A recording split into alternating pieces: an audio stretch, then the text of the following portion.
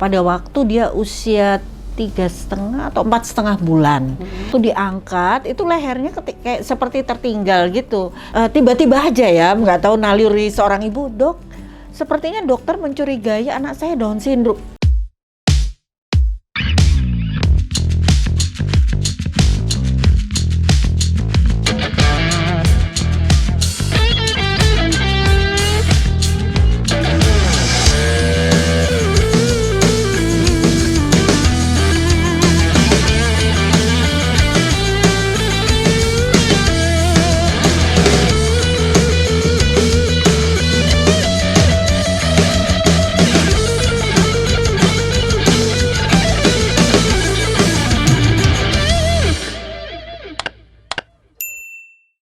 Good day sahabat rock and roll. Apa kabar hari ini? Senang sekali hari ini di Absolute EO di kantor Ibu Cantik Rock and Roll. Ini sudah kehadiran teman aku, sahabat aku, Diego dan mamanya Tante Sandra. Hai Diego. Halo. Gimana tadi tangannya? Tangannya Hebat ya bisa. Biasa melukis dia sekarang rock and roll. Thank you Tante Sandra, Diego sudah datang ke sini ya. Sahabat rock and roll, di segmen Ibu Baru Tahu, hari ini aku mau sharing, Diego mau sharing untuk cerita-cerita tentang pengalaman Diego. Wah, ini Diego luar biasa sekali karena punya skill yang juara. Ya Tante ya, thank you banget udah datang ya. sama-sama. Kita mau cerita-cerita banyak tentang Diego, tapi sebelumnya kita lihat yang rock and roll berikut ini.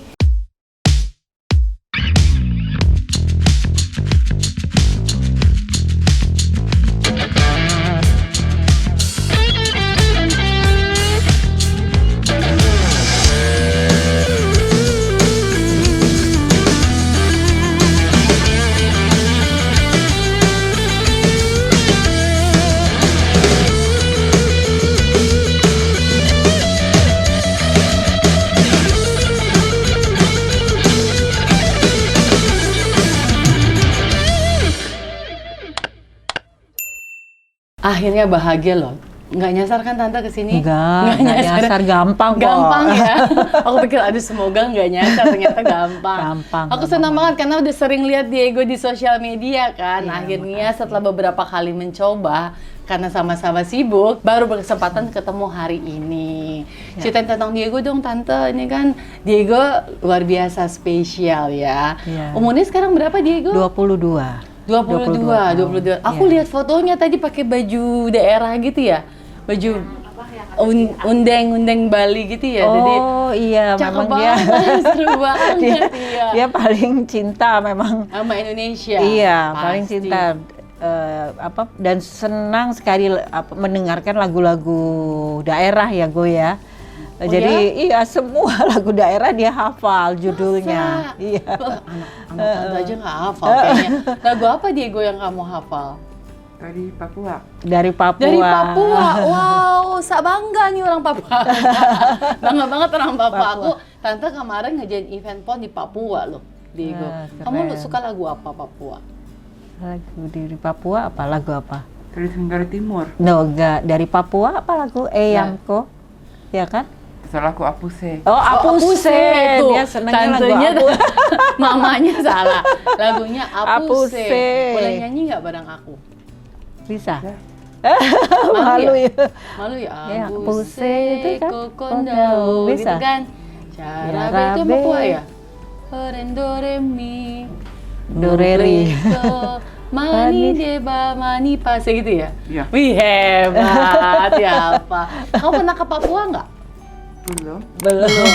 Memang sahabat rock and roll, Papua tuh indah banget, luar biasa gunungnya, lautnya. Tante waktu itu sampai pergi ke laut-laut yang ada di sana, luar biasa. Nah sama luar biasanya kayak Diego nih. Diego sejak kapan belajar melukis? Jadi Diego ini melukis sejak saya sekolahkan di salah satu sekolah kebutuhan khusus di daerah Jakarta Selatan. Dan itu usianya waktu itu masuk sekolah itu 13 tahun. Oke, Jakarta Selatan, iya, umurnya di waktu daerah itu masih Pejaten, 13 tahun. Oke. Ya mungkin kalau ibu-ibu yang mempunyai anak kebutuhan khusus, memang mencari sekolah itu nggak gampang untuk anak-anak kita ya. Dan saat itu saya juga mencari ceritanya. Jadi saya mencari, sudah didaftarkan waktu itu, masuk TK aja susah di salah satu sekolah, tapi karena pendaftarannya terlalu panjang, akhirnya nggak masuk dan nggak masuk untuk bersekolah di situ.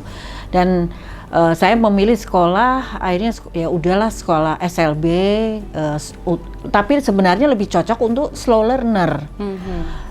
Sudah saya masukkan dengan harapan paling nggak dia bisa bersosialisasi.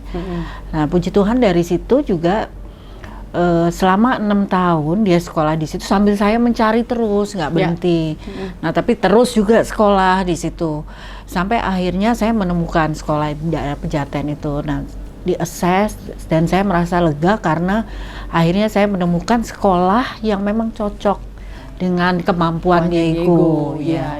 Gitu. Tapi tahu Diego punya Down syndrome itu, Tante maaf sejak umur berapa?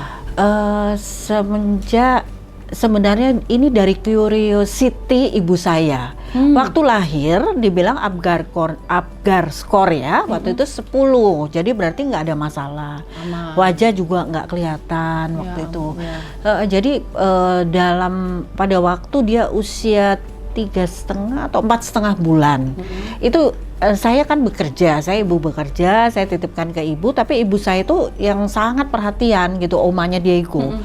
Jadi waktu diangkat, ini curiosity-nya dari situ, waktu diangkat itu lehernya kayak seperti tertinggal gitu.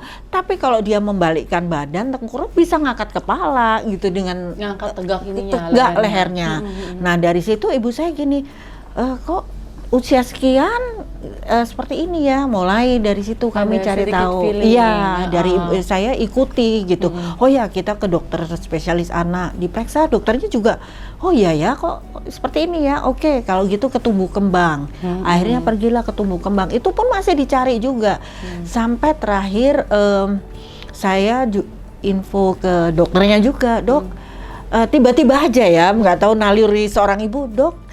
Sepertinya dokter mencurigai anak saya Down syndrome. Itu aja yang langsung keluar. Itu saya gini langsung, aduh itu pasti ya saya yakin itu mungkin ya itu Tuhan ya yang ini saya untuk ngomong seperti itu.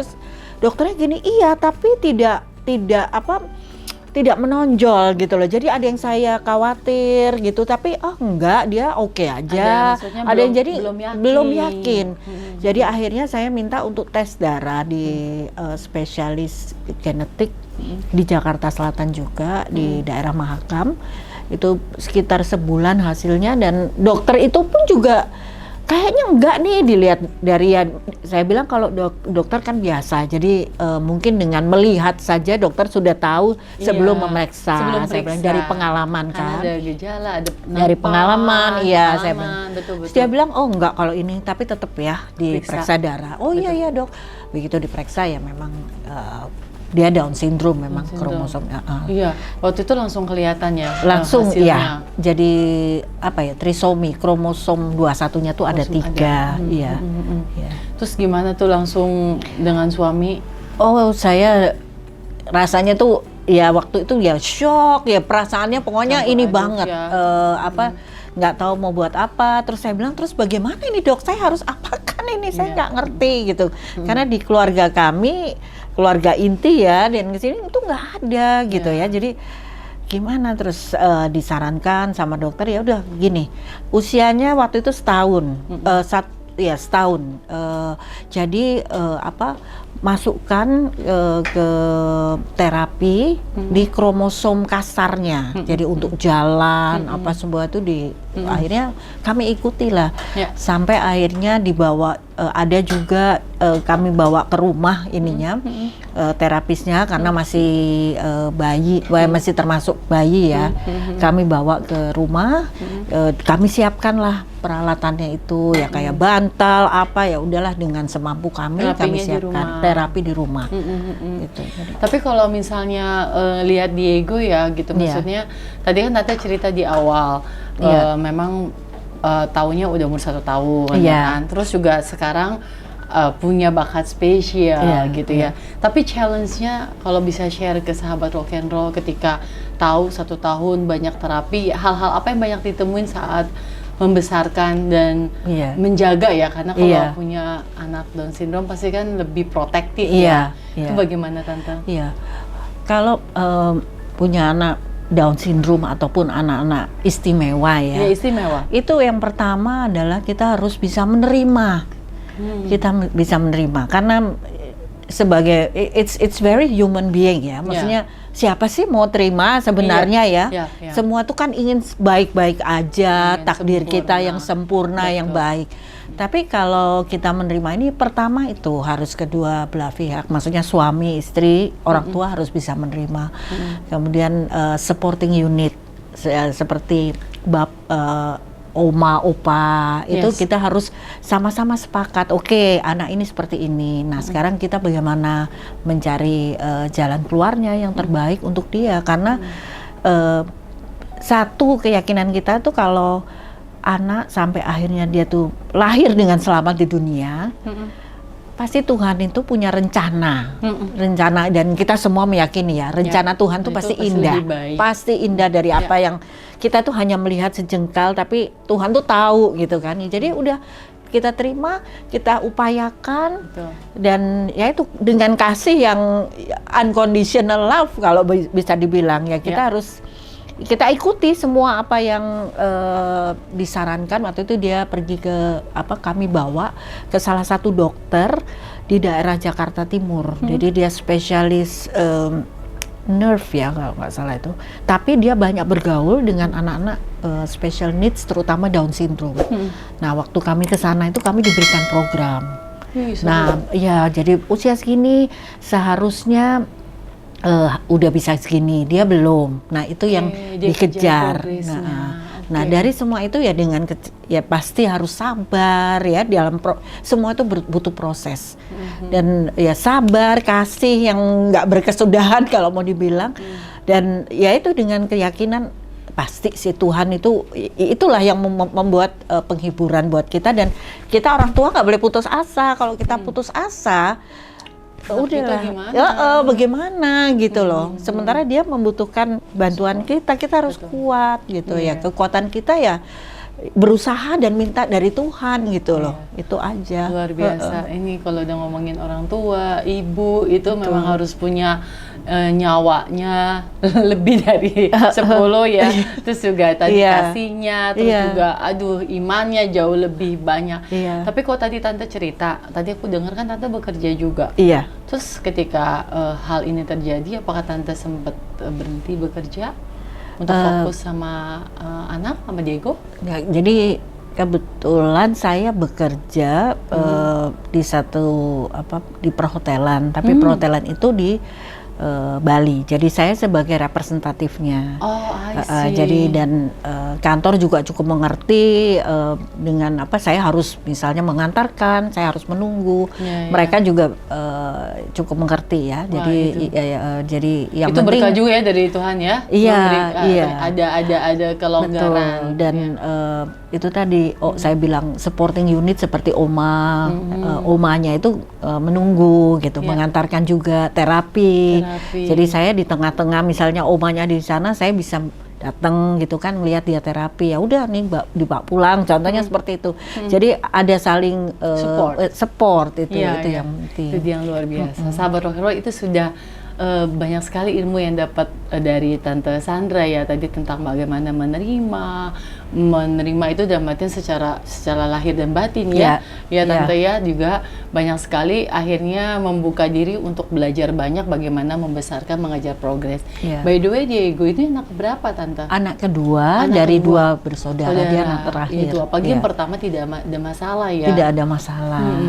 Tapi ternyata memang Diego itu spesial, sahabat Rock and Roll. Apa itu spesialnya? Yuk kita lihat cuplikan berikut ini.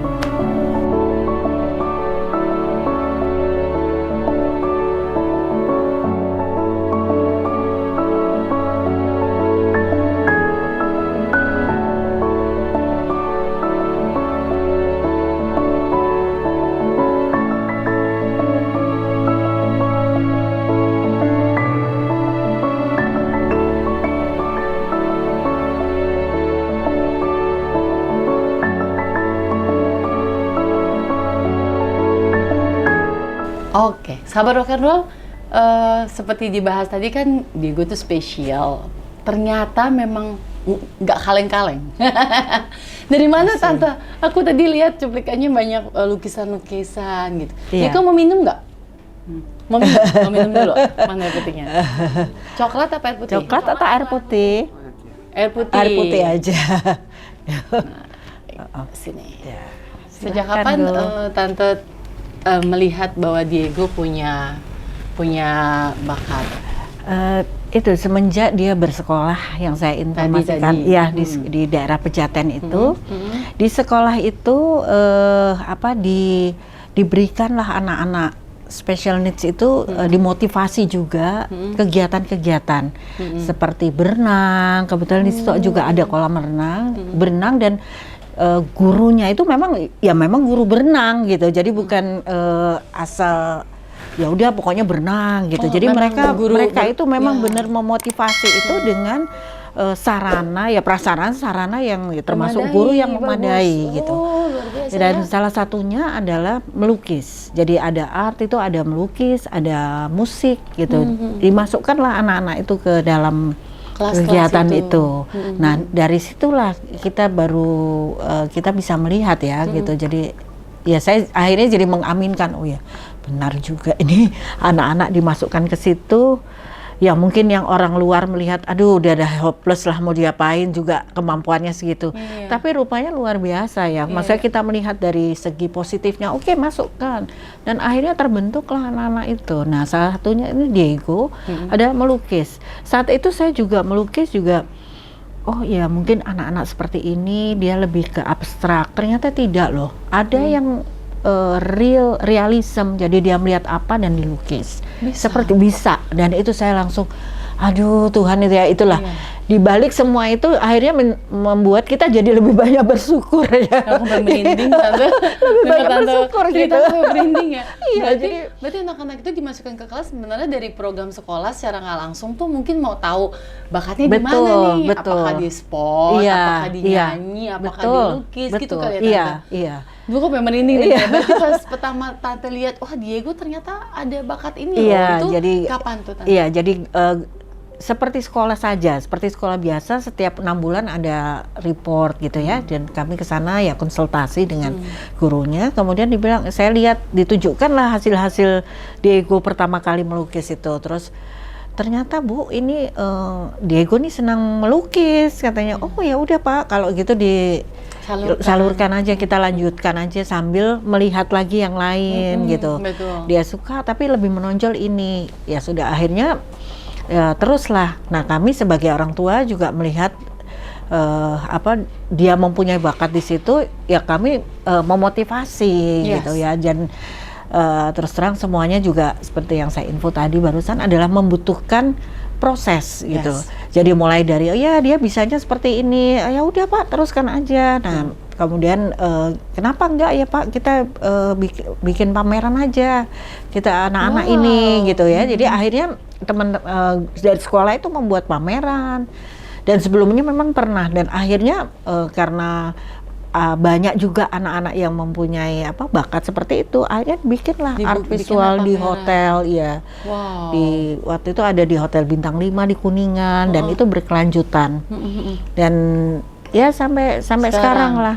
Tapi lukisan pertama yang dibuat sama Diego tuh bentuknya apa Tante? Lukisan yang dibuat oleh Diego pertama adalah pohon. Jadi pohon. Iya semi abstrak kalau saya bilang. Jadi bentuk, tapi kita lihat ya udah pohon begitu aja, terus ada merah, terus dia bilang pohon apa? Ini pohon apa Go? Pohon kehidupan, nggak tahu ya. Udahlah akhirnya jadi kita bilang ya udah ini pohon kehidupan gitu. Wah keren banget udah bisa kasih title. Ada fotonya nggak Tante? Ada saya nggak bawa sih, tapi ada saya gantung di rumah nanti bisa saya. Ini dia pohonnya keren banget. Terus setelah itu baru Tante mencari guru khusus nggak untuk Diego belajar melukis? Enggak, jadi dari sekolah itulah guru, memang beliau adalah guru melukis bapak tersebut. Jadi nggak pakai tambahan. Nggak pakai tambahan, terus menerus, dan saya yang lebih intens lah berkomunikasi dengan bapak tersebut ya, guru tersebut. Bagaimana Pak kemajuannya, apa yang harus kami siapkan, warna apa ini material apa. Jadi komunikasi itulah yang kami bangun dengan guru dan sekolah gitu. Bayang seru banget ya. Iya, dan bahagia. Iya, sampai akhirnya karena sudah sering mengikuti pameran-pameran di beberapa hotel ya di Jakarta, sempat ke Bali juga karena saya itu Diego bersama teman-teman. sama teman-teman. Jadi ada teman-teman bikin pameran di beberapa hotel. Iya, Oke. Iya, itu membawa nama sekolah. Ya, bawa dan nama dari sekolah. beberapa anak itu dipilihlah semua diikutkan, tapi ada yang masuk tim inti. Dan puji Tuhan Diego masuk di tim inti itu. Mereka sampai pameran ke Bali di salah satu hotel bintang 5 di Seminyak. Dan ya acaranya cukup sukses ya, dengan lukisan itu dibeli sama ini Seru sama banget. orang-orang yang tamu-tamu asing yang di sana. Iya.